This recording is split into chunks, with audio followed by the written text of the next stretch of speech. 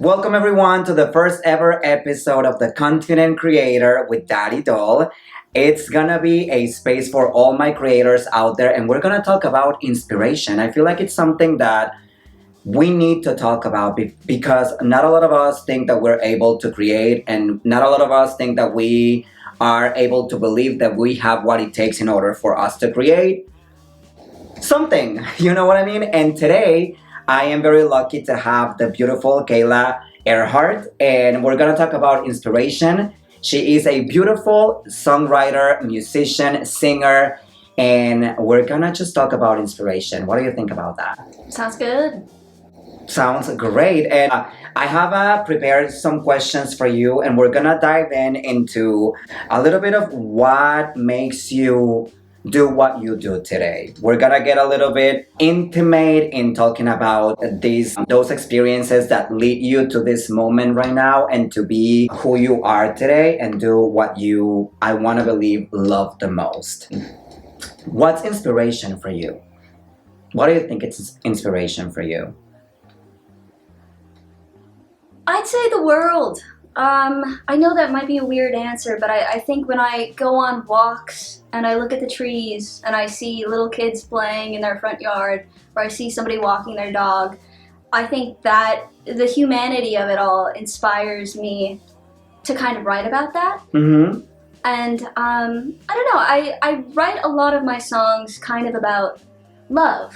And I think that I have this general love and curiosity for humans in the world and what's surrounding me at the time. And I think that that's really cool that I can sit in a coffee shop and just kind of listen in on other people's conversations, but get an idea from that and then write a song about maybe something that they were going through that, like, they don't know I'm writing a song about them. They don't even need to know. That's the magic of it all. It's such a relatable kind of idea that I take from my current surroundings, and I kind of use that as inspiration for emulating humanity.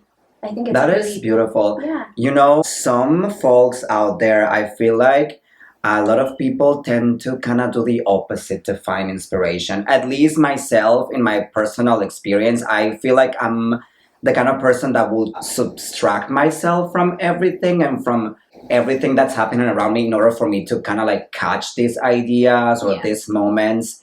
And it's interesting your take on you being surrounded by people. I feel the same way. Like I understand the need to, like, once you have that idea, to withdraw and to kind of focus on that idea with yourself, with your own brain, and think, okay, what am I going to do with this idea? How am I going to portray it to the world? How am I going to share it in a way that can be helpful for people, or maybe be some sort of entertainment for people on their best days, worst days. But yeah, I think that both ways have the same final product. You know what I mean? Yeah, I think both ways are very beneficial when you look at how you portray your own artistic abilities. Now I'm gonna go to this little questionnaire that I have.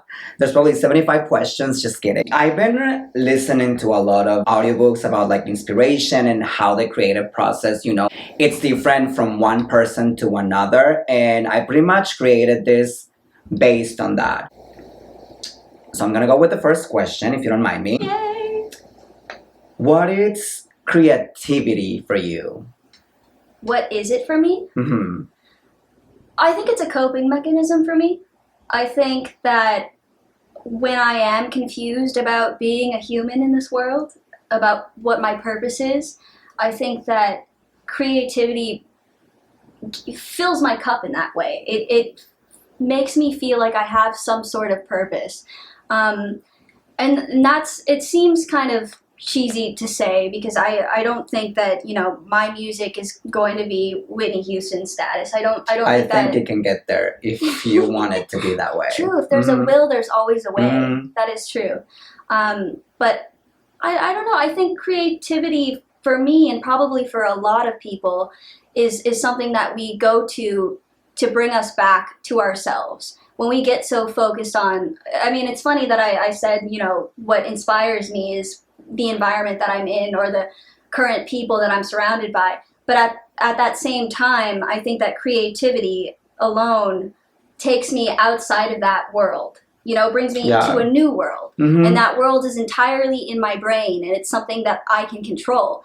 As to oppose, you know, the outside world is something that I can't control. You know, and having that sort of feeling of, okay, this fills my cup, this is something that I really like to do, and it gives me a way to articulate things that I wish I could say to people, but I don't feel like I'm brave enough to at the moment. When did you realize that for you, writing and singing was so fulfilling to you that you decided to commit to this? When you realized that? So I grew up in Las Vegas, which is a very entertainment-based kind of city. And growing up, I was in a program called School of Rock. And I started when I was 12 years old. So I did my very first show at a casino in front of probably 60 to 75 people, and I was 12 years old. Girl. Yeah, and it was a really crazy feeling.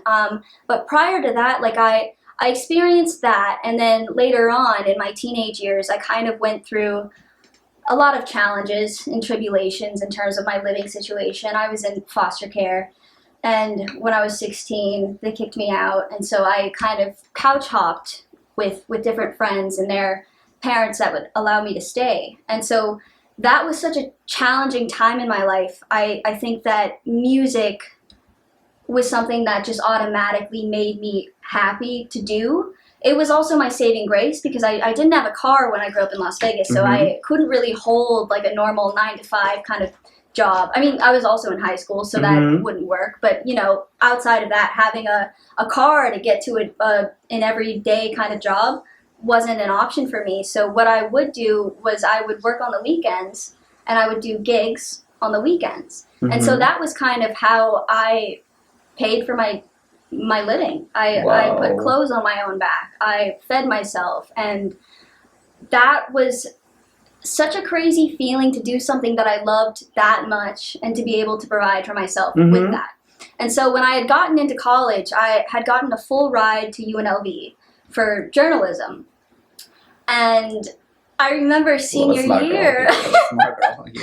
Well, senior year, I had a bunch of like honors and AP teachers just kind of sit me down, and they're like, "Kayla, you're so smart. Like, you got a full ride to a university, and you should take that, because a lot of people in your position don't have money. You're not going to find that anywhere." Opportunity, yes. Yeah, and so I had gotten into Berkeley College of Music in Boston, and I didn't have any money. They didn't offer me any scholarships either, and I was like, I don't want to go to UNLV. Like, they're giving me a full ride, but I can't do it. It's not your call, yeah. Because I felt like at that point in my life, like I realized the most important thing that we have as humans is time, and what we do with that time, and how we remember that time. And I never wanted to spend my life or my time doing things that I didn't like to do. Yeah. You know? Honestly, emphasis to that. Like, emphasis on like just pursuing exactly what you want to do. Yeah, if the 9-to-5 was not your call, you did everything that you needed to do in order for you to avoid it. You know what I mean? Nothing wrong with my 9-to-5s out there. With that. Nothing wrong with that, but doctors appreciate you. But it's so powerful that you believed in yourself to the point that you were aware that, okay, like, I'm so good at this that I might be able to make a life out of it, and provide for myself with my talent. That's really big, and that's really powerful. There's something about you that it's so different, and so I want to be around you. Like, you have that kind of personality that it's just like something that, like, someone that I will be like, you know, like, I want to have you in my life. And that is something really cute. Anyways, this is what is the space is going to be for. Because I want to surround myself with people that I truly admire. And I feel like I have so much to learn from you. And I mean, from each other. From each other, yeah. But again, this is about you, babes. This is about you. And I'm just like low-key just taking notes. You know what I mean? Because having people to talk about inspiration, it's something that makes me feel inspired. And for the things that I want to do and for the things that I want to achieve, I feel like it's only for me to surround myself with icons, and I consider you an icon. So I appreciate this is what we're doing. This is what we hear right now. Of course, babe. Okay, question number 2. Now we talk about how you had a kind of like a difficult upbringing in life. I want to ask you now if you find that your creative process, or how do you think your creative process can be, or it is a tool for your inner healing? How do you connect those things together?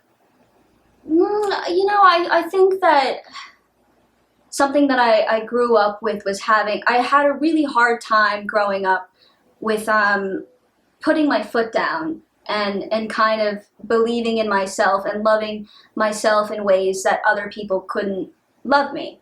And I think that the biggest thing that I've learned from that is really just how to love myself in that way, and to not really expect it from other people. And I think that creativity, like my overall love for music, has been reciprocated in the different audiences that I have played for. So Yeah. I have felt that kind of love, but in a different way. Mhm. Like I lacked that kind of attention that I was craving. And not saying that I do it because I'm like, yes, please look at me. But I think that's something that heals my inner child in a way, because it's like these people don't know me, but I'm experiencing some kind of unconditional love in a way. It's Yeah. kind of like, okay, these people want to talk to me just because they've heard my songs, or they've heard me sing in front of them. And I think there's something really special about wanting to connect with someone that you see at a glimpse, and you're like, okay, I think I understand what this person is about, but like they're interesting to me. Yeah, what I can collect from what you just said is like, for you, the affirmation from others. Like when you go out and perform, you're feeling like, for you, it heals your inner child, getting that affirmation from other people that you don't even know, that you Yeah. didn't even know that they existed. But again, like you somehow get to them, Yeah. touch them, and hopefully with one of your like lyrics or one of your melodies, people can resonate to you in a level that can possibly heal them too. Kudos to you for that. I feel like for someone to have the courage, and I'm telling you because I've been to one of your performances before. It was for me so interesting to see how you just like switch into this like performance persona. It was like Kayla has left the room and you just took over, and you did it in such a beautiful way to see you out there just doing your thing. It was really, really moving. I mean, experiencing that for myself, just like I also know that I have a stage persona, and then there's Kayla that's not on stage. Mhm. And I think when I have that ability, or that platform to have different sides of me that I can choose how to portray myself, it feels like a social experiment a little bit, but it also it feels just really cool. I Yeah. think it's really cool that people don't have to know all about me, but I'll come up and I'll do my little songs. I'll tell them that I wrote it about so and so, or and people afterwards want to come up and talk to me. And I think that that's the thing that I value the most about my creative passion, is the ability to communicate with other people, and how it reverberates with them, how it resonates with them. And I think it's something really beautiful and really special that it's hard to articulate in words, but it's my favorite thing. I meet so many cool people and so many wonderful, really lovely people by going to shows that aren't even mine. Just kind of talking to fellow musicians and fellow creatives, and I fully believe that we all kind of have that feeling in a way of being like, wow, this feels like such a special community, and I get to meet so many really amazing people through it. So Absolutely. yeah. Absolutely. And again, it just takes like just one person out there to believe in what you do, but most important, you have to believe in like what you have to bring. You know what I mean? And that what you bring, it's different and it's powerful in such a unique way. you know, as an artist and as a creative, and like we've been talking about like how to believe in yourself and how to put your own beliefs into pretty much like brainwash you into make you feel, think, and believe that you have what it takes. I feel like as a creator, as a and an artist, ego plays a big part of what we do because I feel like it's that same ego that if it's applied correctly Right. can take us very far in life. Yeah.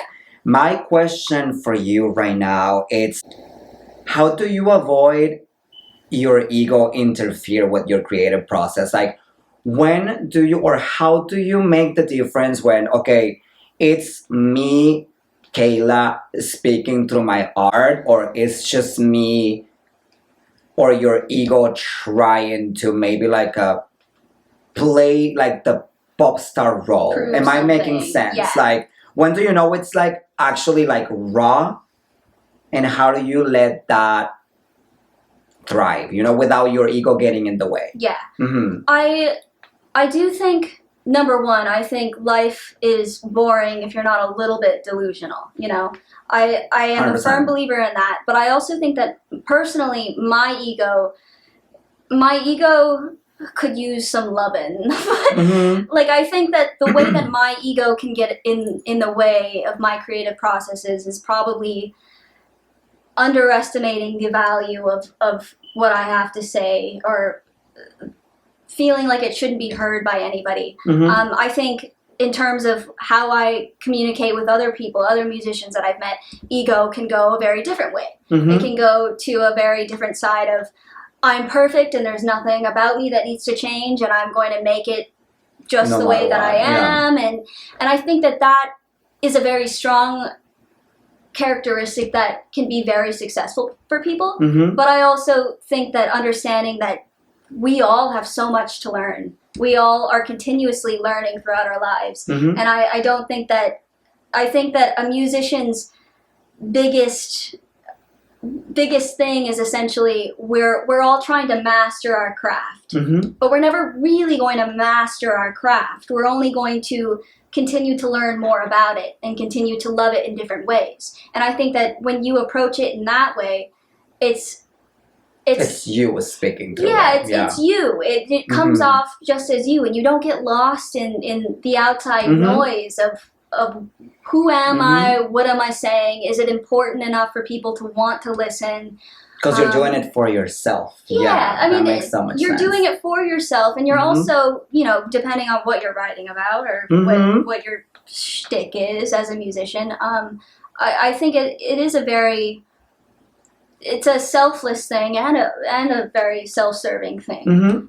which can be very beautiful. Absolutely, absolutely agree. I am control of Your I'm narrative, in yeah, control and your of my art. own Yeah. my own reality that I make for myself and what I want to focus my time Mhm. into. And I think creativity is so beautiful because it's something that we all kind of end up, I don't want to say losing as we grow up, but you know, when somebody says, "Oh, what do you want to do when you grow up?" I feel like we And never then- lose it. We just stop believing in it. Well, yeah, that's Yeah. the thing. Like when you're asked, for instance, when you're 8 years old, somebody says, "What do you want to do when you grow up?"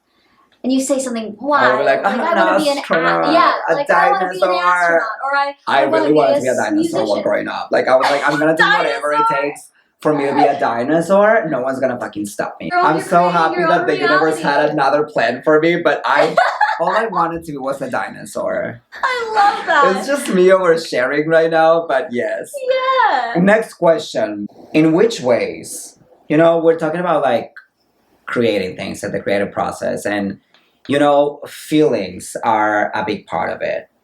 What, like, we are nothing without our feelings, and I admire those folks out there who are able to manage these feelings in smart ways. I'm not one of them. Thank you so much. In Same. which ways you consider your feelings and your mood affect your creative process? Like, when do you think like it's a good mood for Kayla to make a song?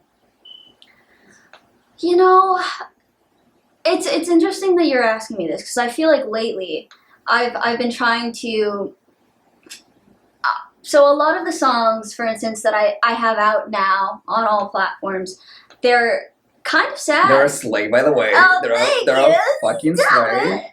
20 out of a 10. Go ahead. But they're kind of sad. I mean, normally I have such intense emotions to a point where it's hard when I'm super, super happy. Mm-hmm. It's really hard for me to find the words to describe that happiness. But when I'm sad, it's actually it comes really out easy. naturally. Yeah, it's actually so easy. And I think that right now, creatively, I'm trying to take a different direction in terms of what I write about.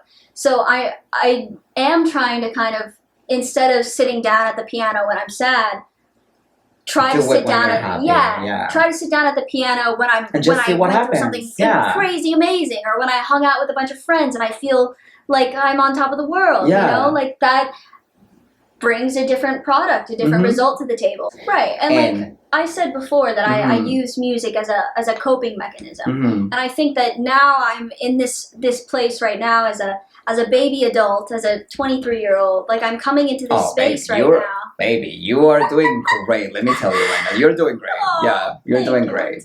But I'm coming into this space now where I'm looking at music as not a survival method, you know? Like I used to look at it that way, and that's why I put so much emphasis on wanting to get better at music and wanting to become something big. You know, like I think I put a lot of emphasis on that because it was my coping mechanism growing up. And now when I'm sitting down and I'm realizing that it is much more than just a way to sustain my life, like it's not about the money for me anymore. It's about your purpose. Yeah, I mean, it's about really loving music for what it is as opposed to what it can do for me or how it can make other people feel. It needs to make me feel good before it can really help other people. And I think now more so than ever, I'm really understanding that kind of approach to it where, you know, I'm sitting down and I'm like, I'm at the piano and it's not sadness that wants to come out anymore. It's I want to write about happy things, and I'm having a hard time with it because I've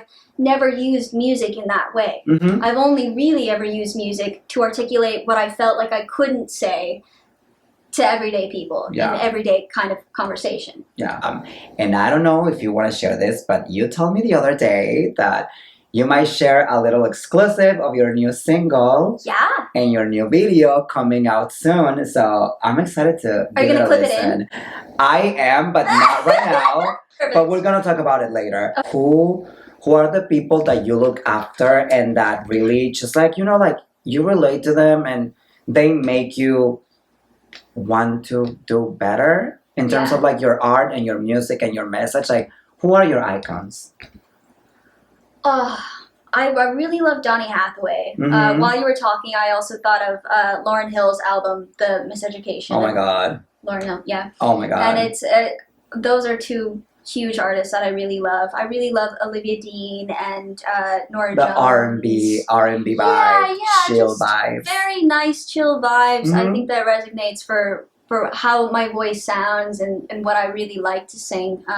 But I mean those artists are very self-made as well. You know, they weren't necessarily, they didn't grow up with a financial head start in life as opposed to a lot of Taylor Swift. We might have went there, but you know, like it's a different feeling than, you know, seeing some everyday pop stars on TV now who kind of grew up on TV and then kind of transitioned from being an actor to being a musician. To a singer. Sabrina That's like Carpenter, the common thing. Olivia Rodrigo, like a lot Ariana Grande. Yes, quite literally all of the biggest pop stars we know now. And if you look at it in that way, it can be pretty disheartening. But there are also a lot of really amazing musicians, such as musicians that I named, that are very self-made and were able to make a career for themselves without having that.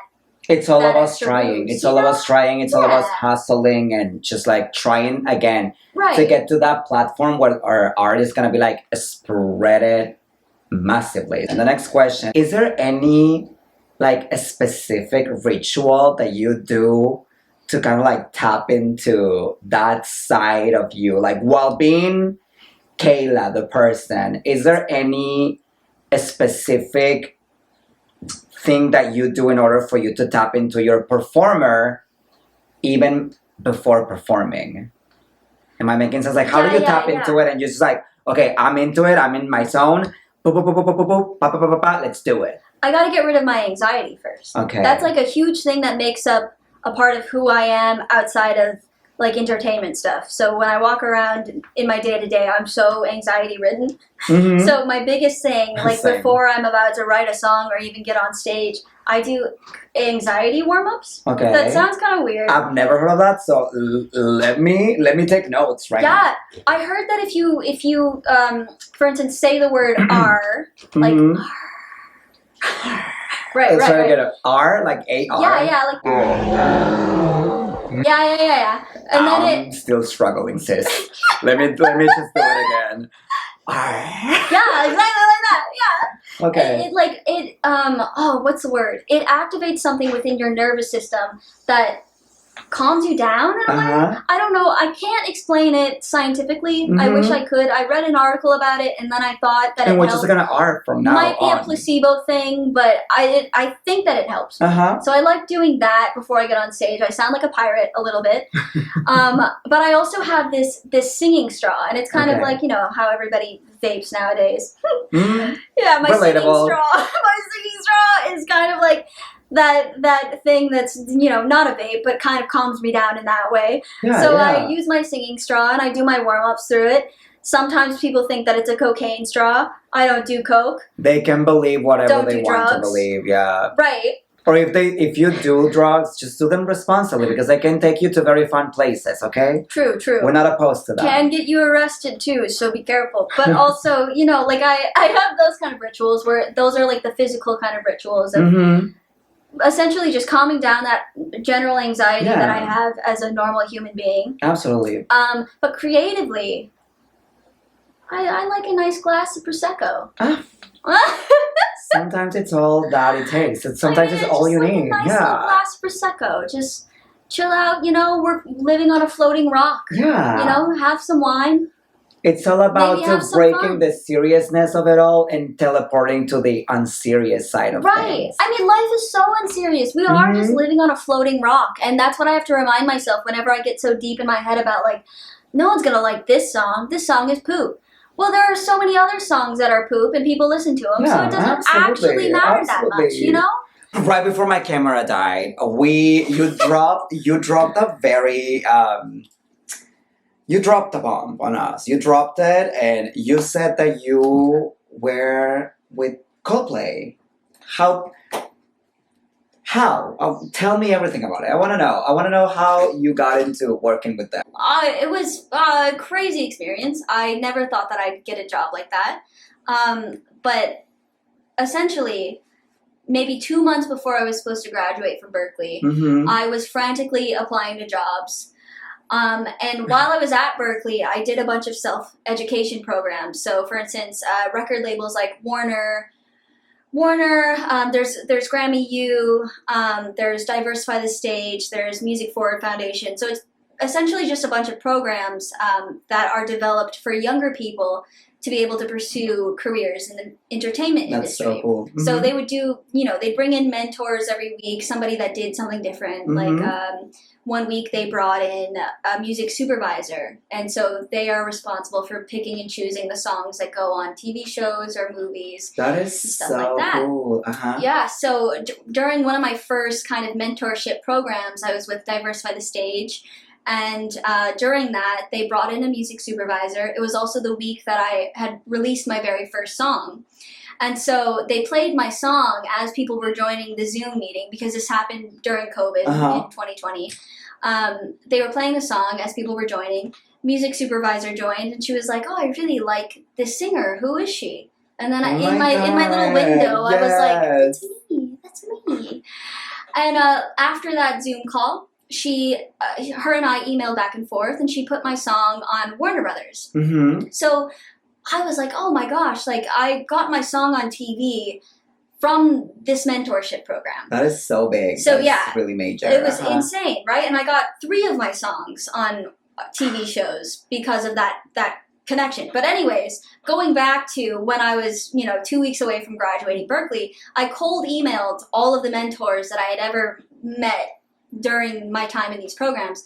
And the email was just, "Hi, I'm graduating soon and I have no idea what I'm going to do with my life. Like, I will gladly Like mop all of stage." us. Yeah. I was like, "I will gladly mop stages. Just, if you hear of anything, of any roles that need to be filled, please let me know." And I got an email back about an apprenticeship on a world tour. And so I didn't know who it was for, and I also didn't know what the apprenticeship was for, like what it would be, like administrative, would it be audio, would it be something else? So I applied kind of willy-nilly, got an email back saying they wanted to do an interview. They did. You're like, "Where's my mop? I'm ready. Where's my mop? I'm ready." I'm so ready. And so when I was talking to them, I did 3 rounds of interviews before I even figured out who this tour was for, essentially. And during the 3rd interview, they were like, we'd really love to have you. You have a lot of different skills that can be very applicable to different areas within the tour, and we think that you'd learn a lot and you'd have a really good time. And they sent me an NDA. And I was like, that's interesting. And that's how you know it's serious. Yeah, that's how you know it's serious. Interesting. I just got an NDA for an interview, right? And at the top of the NDA, it had all of Coldplay's band member names on the top, which is when I was like, oh, that is so cool. I was like, so this isn't just like a small, local indie band that I would be helping out with. This is an actual global, yeah, a global. How was it international touring with tour. them? How was? Oh, I did it for 8 months, and it was the best time of my entire life. I hadn't really traveled much before. I went to Ireland once when I was 19. That was kind of it. That was the extent of me doing international travel beforehand. So when I was told that I was going to be paid to see all of these different cities and traveling and learning, I was like, do you need me to say yes? Like, is that even a question? Yeah. So I was with them for 8 months, and we did America, we did South America, and we did parts of Europe. And I had never been to any of these places, and it was just a really magical, really amazing time for me. You spend a lot of time with the same people for 8 months. You really get to know them very well, and I made a little family. Absolutely, baby. And I'm telling you, there's something so special and unique about you. Ever since I met you, I know you're gonna go to places, and I'm so blessed that I got to have this moment with you, because I know you have a beautiful message, and I know you're just such a beautiful person inside out, that there's no other thing that can happen to you but success. And I'm truly excited for the future, for your future.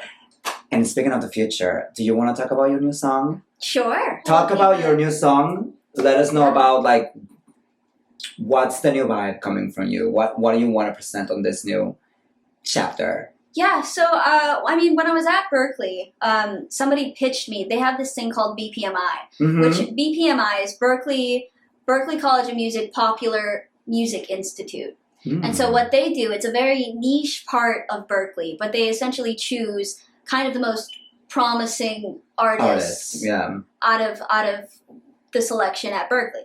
And so they have their pick, and then they kind of put them out on festival stages and give them opportunities like that. And I remember I was pitched once, and my feedback was that my music was too slow and kind of sad.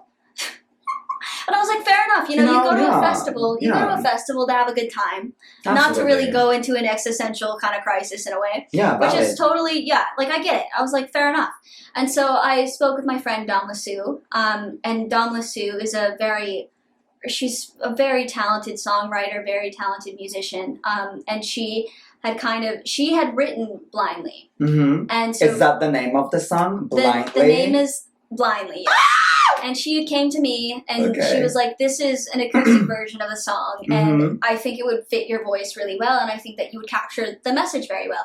And I was really excited about it, and I was like, oh, this is great. As long as you're fine with me, composing my own parts for it, composing my own riffs and background vocals and whatnot. Make it your own, pretty much. Yeah, essentially. And she was like, yeah. So what she handed me was a song with guitar and vocal, and what I kind of turned it into with the help of my producer, Jacob His last name is Pappas, but I don't really know how to pronounce it, and I don't want to pronounce it wrong.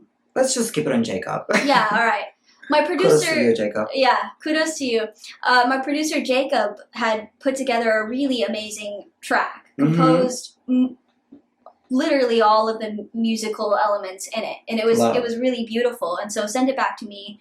I recorded my own lead vocal, and then I composed my own background vocal harmony parts. And I'm also composing a horn part for it right now. So I'm really excited to share it with people, and I think it is a really beautiful song. So it's still in the works. What is that song about? Yeah. If you want to share it, if not, we can always wait for it to be out. Yeah, I mean, for me, it means something, obviously, probably a bit different for me than it did for Dawn LeSue when she had written it at the time, because the lyrics are 100% her. So she had given me this really beautiful song, and has allowed me and the people around me to kind of create a bigger picture with it. And so I feel very honored and touched that she has allowed me to do that with her song. And it's the first time that I've ever worked on a song in this kind of extent that I hadn't written. Like all of my music that I have out right now, I've written and composed completely by myself with my producer Ryan Kay. And prior to that, I really never had any kind of co-writing collaboration experience, really. And so when she came to me with this song, I was like, I really love it. And I also think that with our creative direction in terms of instrumentation, what we do with background vocals, what kind of instruments we apply, incorporate into it, I think we can bring it alive in a really nice way. So now it's kind of like a very cool 6/8 R&B song. Oh my god, I'm so excited to listen to it. All right, we're gonna clip in my music video. Enjoy. This is when the edit comes in. Yeah, the edit comes in. You hear the shake in my voice, read the change in my pose. On those days when I'm falling apart, you see the joy in my feet and the fire in my eyes. Think I'm perfect, there's sun in my smile. This is my first episode doing this, and the fact that I'm already getting a exclusive from an iconic singer, like, who the fuck do I think I am to begin with? You're an icon, but you are. I am so lucky to have you. Do we have a date for this to be released? 5th Friday. The 12th? The 12th? July 12th? I'm gonna say I hope. Let's aim for mid-July. Mid-July. I'm gonna say July 12th. Blindly, it's gonna be out in all platforms for you to listen and enjoy. And I know you filmed the video in Vegas a couple weeks ago. My hometown. Gorgeous. How was that? Oh, it was lovely. I had my friend Noah. He's a really talented guitar player. Noah, I've been playing with since I was 12. We started on the same show. We played our very first show ever together. For him too, it was his very first show. Love. So I have a very special friendship with him, and it was really cool that he came in and we did an acoustic version of the song. And yeah, it's a really beautiful tune. I think Blindly kind of encapsulates what it feels like to love someone without other factors. Yeah, we never see the red flags, girl. Like, yeah, I mean, when I like someone, I just like literally dive you're just so blindly in love. Absolutely, Yeah, absolutely. It's kind of what it's about. And it's the beautiful part of it.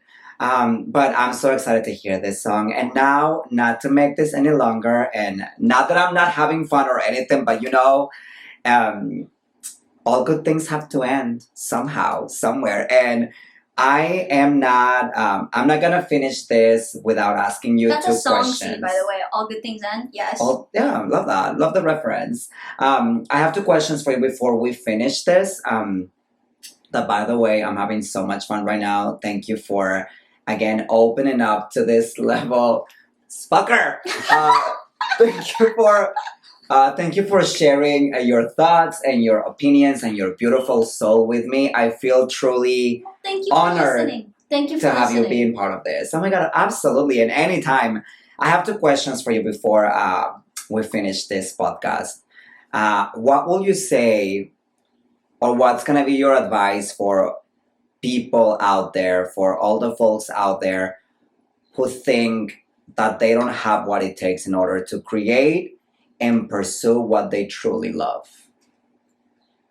I think that creativity is something that we all have as humans. I think that we're born with it. I think that when we're playing with our Barbie dolls, like I said this earlier, when we're creating imaginary scenarios with our Barbie dolls, when we're outside with imaginary friends, like it's just something that's ingrained within us that a lot of us choose to let go of in adulthood because we feel that it is childish in a way. Mm-hmm. And I think looking at creativity in a healthy way and realizing that it's very much human nature to want to do that, I think if you look at it that way, it's so much easier to be creative without thinking of the rules. Yeah, the rules, the noise, the what will this do for people. I think that if you take that out of it and just do it for the sake of yourself, do it for the sake of being a human and wanting to express yourself in a really different way than what's accepted now in society, I think that that's really cool. Absolutely agree. And last but not least, let's just put the scenario where you're talking to yourself in 5 more years. This is Kayla. Ooh. 5 years from now, where do you see yourself in 5 years? Wait, can I tell you something? Yeah, absolutely. My senior year in high school, my English teacher had us write as our final, like a paragraph to ourselves, and she would mail the letter to us 5 years after we had graduated from high school. Uh-huh. And so what I had to say in my letter to my future self was so funny. I got the letter this year because it's 5 years. Oh my after graduation. God! But I think that what I would say to future Kayla in 5 years now is probably the same thing that I said to myself now when I wrote it in 5 high years school. ago. Yeah. I'm trying to get to right.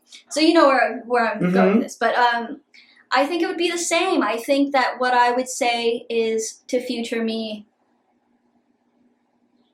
being human is crazy, and realizing you're existing in a certain timeline with certain people and finding the beauty within everyday interactions and finding the beauty within creating things and finding the beauty within feeling the need to share those things.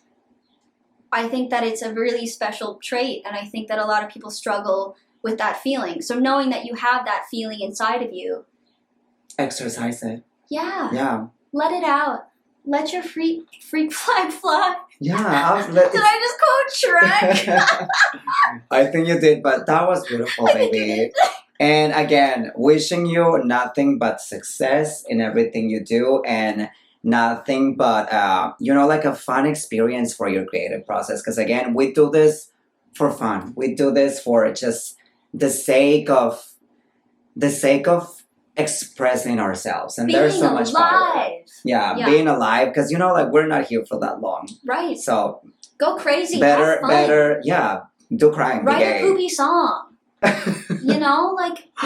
Just do it. Yeah, just fucking go for it, period. But yeah, thanks again, Kayla, for being part of this. Thank you for believing in me. Thank you for your time. And I'm telling you, I'm living this moment and I'm living this episode just feeling inspired again. Inspired by beautiful humans like you who are not afraid to show their most vulnerable state in front of a camera and being able to open it up to...